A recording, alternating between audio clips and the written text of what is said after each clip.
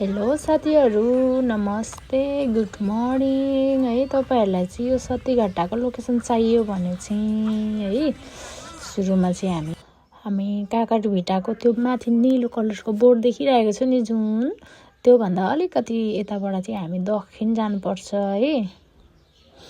यो बाटो चाहिँ नछोडी जुन काकाडभिटाको नेपाली हाई स्कुलको बाटो हुँदै जाने हो यो बाटो चाहिँ है। यहाँबाट एकदम सिधै जाने हो, सिधै त्यसपछि बगान आइपुग्छ।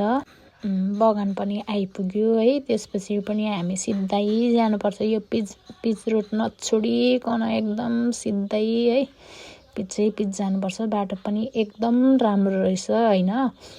बाटो नछोडिकन हामी हिँड्यौँ भने चाहिँ ठ्याक्कै यो सतीघट्टाको यो फुलबारी आइपुग्छौँ है। यहाँ चाहिँ मान्छेहरूको एकदम घुइँचो लाग्न थालेको रहेछ है।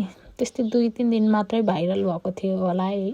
सबै मान्छेहरू आएर टिकटक बनाएर फोटो खिचेर गरिराख्नु भएको छ। यहाँ तपाईँहरूले पनि देख्न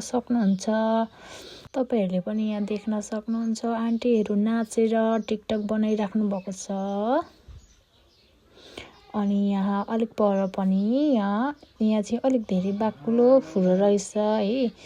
अनि हामीले देख्दै थियौँ 2-3 जना सिस्टरहरूले ड्राई पिकनिक पनि त्यहाँ लिइराख्नु भएको थियो, देख्दै थियौँ। तर हामीले त्यसको चाहिँ भिडियो लिनौँ है। यो चाहिँ अलिक परतिर हो।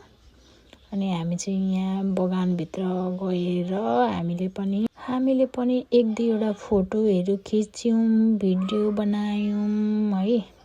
हजुरहरू पनि आएर मनोरञ्जन गरिदिनु होला सतीघट्टामा है। यहाँ चाहिँ एकदम रमाइलो भएको थियो। हामी चाहिँ 2 जना मात्रै गएको थियौँ, आन्टी र म।